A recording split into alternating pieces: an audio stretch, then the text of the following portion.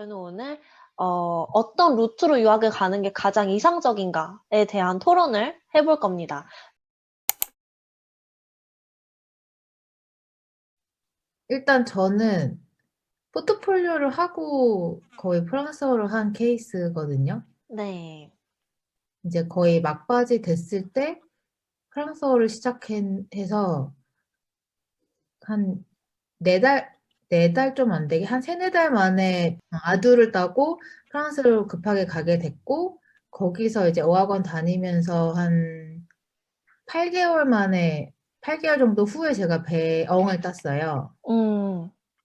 사실 배영에서 배두까지 가는 게 단기간 안에는 사실 좀 보통은 힘들잖아요. 음. 근데 한 세 달 뒤부터 이제 막 서류를 내고 이래야 되는 시점인데 어학이 안 되는 거예요. 음. 그래서 그때 학교를 막 많이 이제 지원하는 게 힘들었었고, 더군다나 저는 이제 편입이었기 때문에, 물론 이제 대호가 수용 메일을 보내면 좀 이제 사정을 봐주는 학교들도 있지만 그냥 거절을 한 학교들이 많잖아요. 배두가 없으면 처음에 음. 아예 시험조차 볼 수 없게. 음. 그래서 배두 때문에 저는 뭐 물론 개인적인 사정도 있었지만 어쨌든 그 다음에까지 계속 프랑스어 공부를 했었어야 됐고, 그때도 막 배두 시험 보는 게 정말 붙을랑 말랑 막 간당간당한 이런 정도였었거든요. 음. 결론은 어쨌든 그래서 이제 보자르에 정말 이제 지원을 해서 뭔가 가게 됐을 시점에는 이미 제가 한 포트폴리오가 너무 많이 지나 있는 거예요. 2년이 넘어버리니까. 음. 음. 그래서 작업을 다시 계속 더 추가로 해야 될 수밖에 없었고, 결국에는 보자를 지원할 때 또 포트폴리오를 다시 또 뭔가 수정을 해야 되는 일들이 계속 생겼고, 음. 뭔가 그러다 보니까 사실 제일 좋은 거는 프랑스어랑 포트폴리오를 같이 준비를 하는 건데, 음. 그래도 뭔가 처음에 시작이 어학이 먼저 됐었어야 되지 않았을까? 뭔가 제가 음. 반대 케이스니까 좀 그런 생각이 들었습니다. 네. 저는 이제 제가 생각하는 거는 언어는 무조건 나와서 해야 된다는 주의라서요. 음.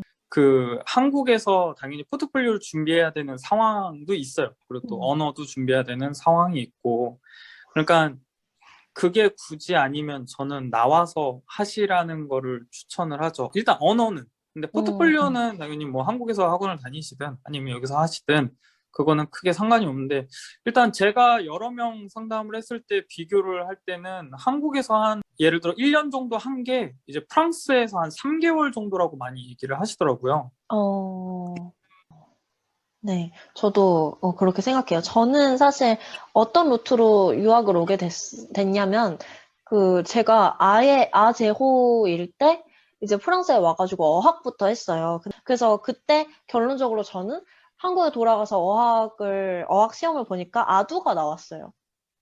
그러고서 이제 어학을 계속하면서 이제 포트폴리오를 준비를 해서 이제 오게 된 거거든요. 그래서 좀 저는 약간 애매한 좀 되게 특이한 케이스더라고요. 다른 사람들은 다 이제 포트폴리오를 하고 어학을 하러 와 가지고 그 포트폴리오를 보자에 들어가는 그 루트가 제일 많았던 것 같아요. 그래서 일단 제가 말씀드리고 싶은 거는 각자 루트가 일단 다르잖아요. 근데 네. 한 가지 제가 상담을 많이 받을 때 저도 조금 이 부분이 과연 맞는 방법일까라는 생각을 많이 하는 게 뭐냐면은, 한국에서 포트폴리오를 준비하시는 대다수가 먼저 포트폴리오를 준비하시더라고요. 몇 분은. 음. 그러니까 다수가. 그러면서 동시에 이제 어학학원을 한국에서 준비하는 분들도 계시지만, 아닌 경우는 어떻게 하냐면은 포트폴리오를 뭐 요즘에 한국에서 2년 정도, 길면 3년 얘기하시더라고요. 근데 이제 2년 정도 다니고 그 다음에 유학학원을 이제 그 다음에 가라고 얘기를 하더라고요. 그 유학원이요? 다음에, 예, 유학원이요. 이제 유학을 음. 나오기 전 수속을 해주는데, 네. 그 다음에 이제 어학학원을 이제 프랑스 와서 시작을 해버리면, 문제가 첫 번째는 학원가에서는 확실한 거는 다시 연락하면 타이가나 빠국수 같은 거 좀 도와주세요 하면은 너 아쿠아로 나왔으니까 너가 알아서 해. 제일 심한 카톡은 네가 알아서 해라는 걸 음. 받은 적도 있대요. 그냥 음. 약간 배째라는 식으로. 그러니까 그렇게 되면은 포트폴리오 학원 입장에서는 이제 합격자 명단만 나한테 줘. 이런 거고, 어학을 나가서 니네가 어학을 못하면은 그건 니네 탓. 우리는 이미 포트폴리오 했으니까. 그러니까 그 루트로 갈 경우에는 제 생각에는 타이거랑 빠국스 학교 홈페이지 접수하는 것도 저는 포트폴리오 학원에서 해줘야 된다라는 생각을 해요. 안 그러면 유학원에 막 연락을 해서 유학원 선생님, 그러니까 선생님이랑 유학원들이 좀 고생을 한다는 이야기를 들어가지고 당연히 여기 나와서 1년에서 2년 정도 어학을 하시게 되면은 단점이 이제 면접 때 교수님들이 물어봐요. 우리가 레전드라는 걸 기본적으로 쓰니까 너 그러면은 1년에서 2년 동안 여기서 그러니까 어학하면서 작업을 했니? 라고 이렇게 보는 거죠. 그럼 포트폴리오는 이미 2년 전께 돼버리는 거예요. 그러니까 그런 단점이 이제 생기게 되는 거죠. 네. 근데 좀 저는 이제 학원을 다녀보질 않아서 몰랐는데 저는 당연히 타이가나 그 빠국스를 도와줄 거라고 생각했거든요. 근데 그거를 안 도와준다는 건 좀 어이가 없네요. 전혀 안 도와주고요. 일단 제가 이제 생각하고 있는 7군데 학원에서 후기를 얘기 들어보면 어떤 군데는 추가 비용을 내라. 아, 그리고 그런 서류를 도와주는 거에 대한 비용. 그렇죠. 그리고 저도 이제 불어를 잘하는 편이 아니라서 저희 학생들 것도 제가 볼 때마다 항상 어려운데 프랑스 친구한테도 물어봐도 타이거랑 빠쿠스가 상당히 어려운데 그나마 한국에 있는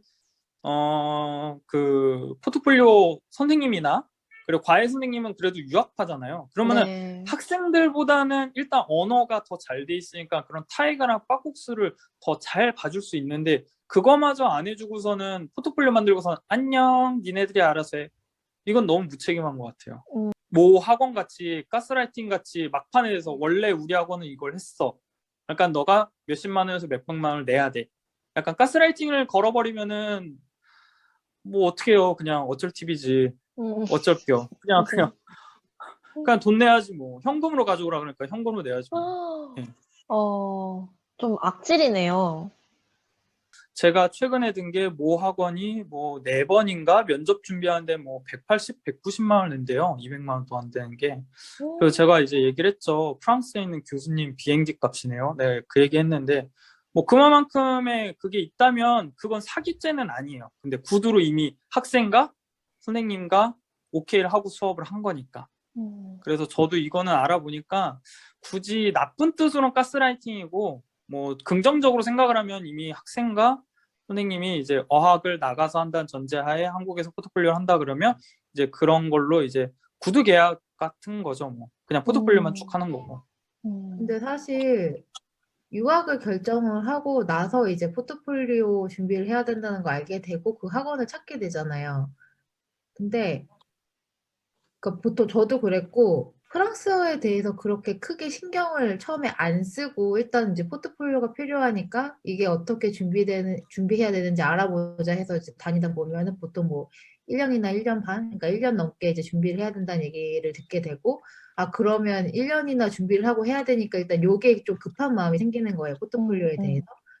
이제 그래서 이제 그걸 먼저 무작정 시작을 하고 이제 하게 되는데 뭐 일단 그렇게 다니기 시작하면 그때는 학교 지원이나 이런 거에 대해서 전혀 모르니까 일단은 여기서 포트폴리오 준비를 해야지라는 것만 일단은 딱 생각을 하게 되는 것 같더라고요, 보통. 저도 그랬고. 근데 이제 만약에 이제 프랑스로 유학 오는 게 궁금하신 분들이 이제 이걸 보게 되실 텐데 그런 유학미술학원 상담을 할 때 학교 지원하는 것까지 도움을 주느냐에 대한 거를 충분히 상담을 할 필요가 있다고 저는 생각을 하고요.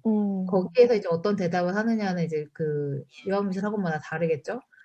거기에서 좀 확답을 듣고서 우리는 그런 거 지원을 안 해준다 아니면 뭐 돈을 더 내면 지원을 해준다 아니면 이게 포함이 돼 있다 이런 얘기를 처음에 우리는 듣지 못하고 이제 포트폴리오 학원을 다니니까 또 이런 문제들이 생기는 것 같아요. 저는 이제 과외를 했었잖아요. 근데 그때 과외 선생님이 저를 끝까지 봐주신 거는 사실 아니었어요.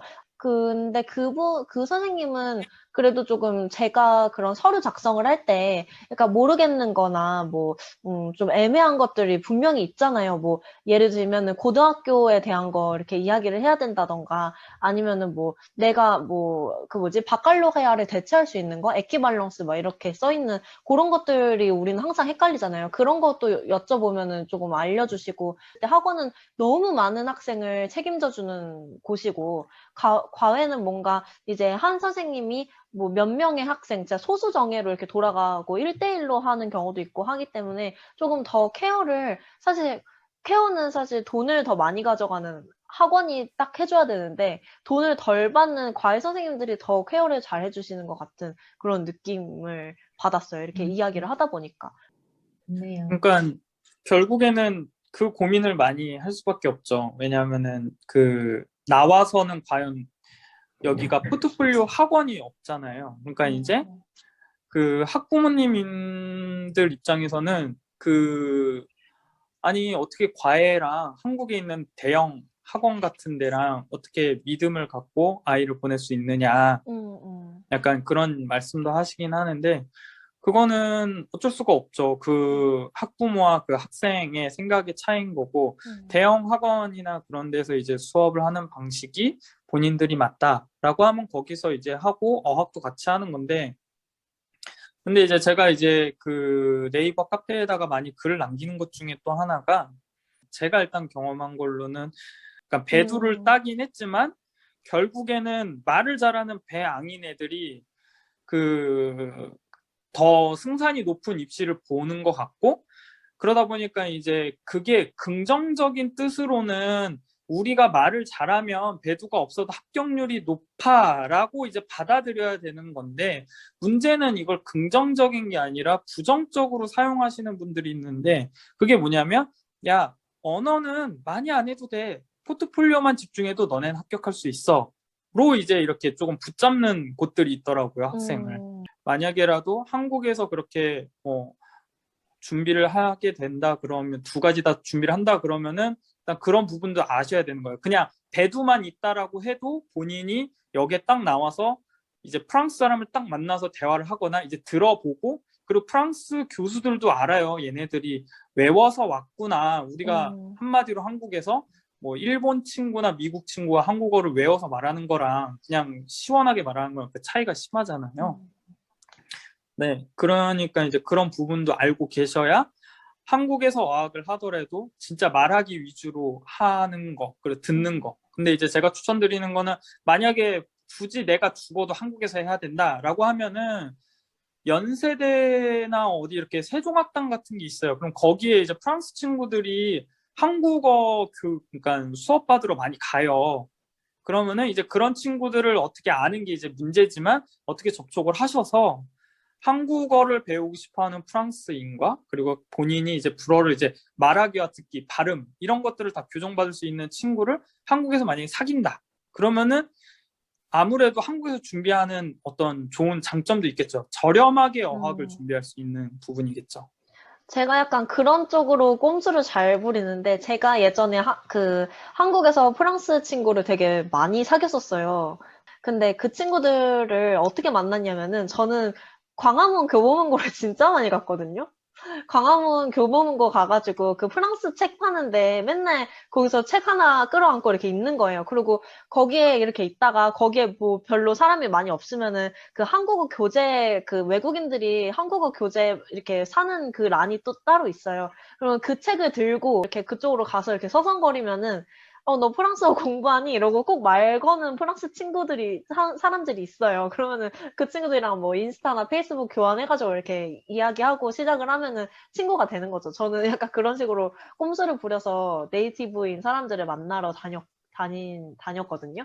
그래서 그런 꼼수를 한번 활용해 보세요, 여러분도.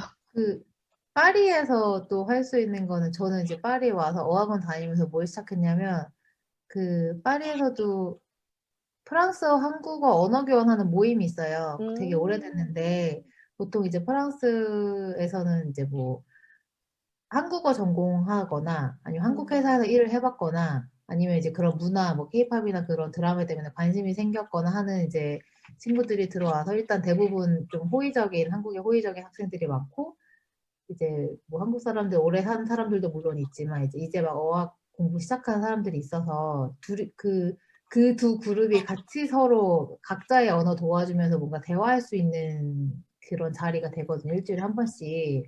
지금도 있는데 만약에 이제 파리에서 어학을 하게 되면은 이제 그런 데도 다니면서 뭔가 친구 사귀고 뭔가 프랑스어 더 연습하고 할 수 있는 기회가 있을 것 같고, 그리고 아까 이제 유정 선배님이 말씀하신 거에서 저는 조금 더 뭔가 덧붙였으면 하는 거는, 신입생 지원할 때는 진짜 배두가 없어도 지원을 받아주는 학교들이 그래도 있잖아요. 그런 대우개청 메일 보내고 네. 일단은 뭐 응시할 수 있게 그런 자격을 달라고 하면 허락을 해주는 경우가 많은데, 일단 저는 이제 작년에 입시를 했으니까 그 편입 같은 경우는 거절하는 학교가 정말 많아요. 편입은 정말 배두가 있어야 된다 하고 아이의 서류도 안 받아주는 학교가 정말 많거든요.